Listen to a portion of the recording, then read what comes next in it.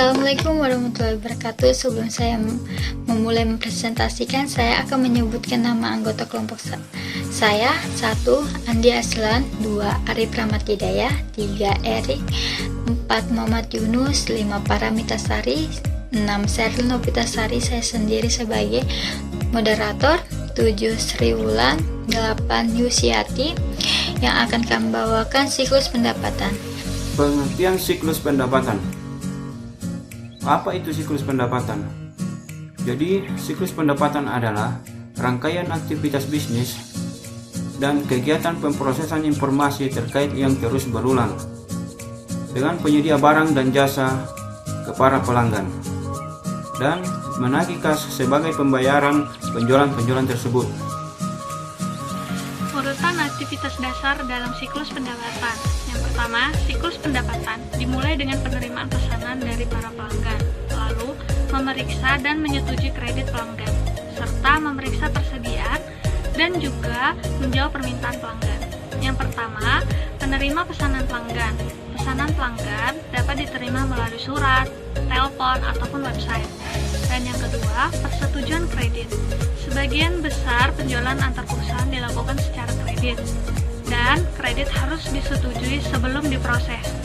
Ketiga, memeriksa persediaan, yaitu menetapkan apakah tersedia cukup untuk memenuhi pesanan pelanggan dan agar dapat diinformasikan mengenai pengiriman. Dan yang terakhir, menjawab permintaan pelanggan.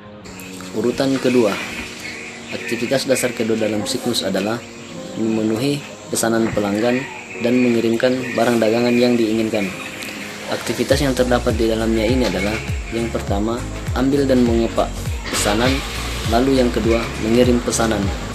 Tujuan utama siklus pendapatan adalah untuk menyediakan produk yang tepat di tempat dan waktu yang tepat dengan harga yang sesuai. Dan di sini juga ada operasi siklus pendapatan sebagai berikut. Yang pertama itu pendapatan dan pencatatan order pelanggan. Yang kedua, pengiriman barang dan pencatatan biaya dari barang yang terjual. Yang ketiga, penagihan dan pencatatan penjualan dan akun resibel. Perencanaan dalam siklus pendapatan ada 4. Yang pertama, output.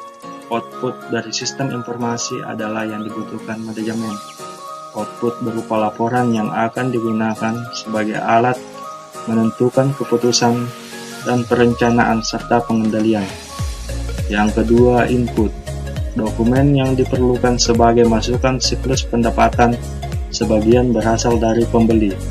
Input dari siklus pendapatan adalah faktur penjualan. Yang ketiga, ada database. Database biasanya digunakan oleh perusahaan yang menggunakan sistem komputerisasi. Adapun data yang dibutuhkan meliputi 1. Nama barang, yang kedua kode barang, yang ketiga persediaan, yang keempat harga beli, dan lain-lain. Nah, yang keempat ada pengendalian.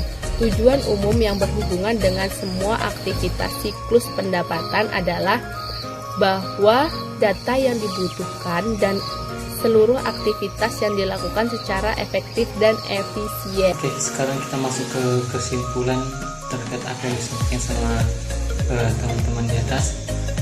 Dari pemaparan di atas, kita tahu bahwasanya proses terkait siklus pendapatan ini memang nyatanya mutlak diperlukan dan diketahui khususnya oleh pelaku usaha.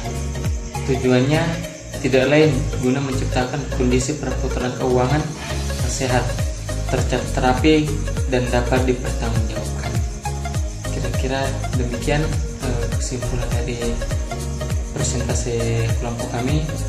Sekian dan terima kasih.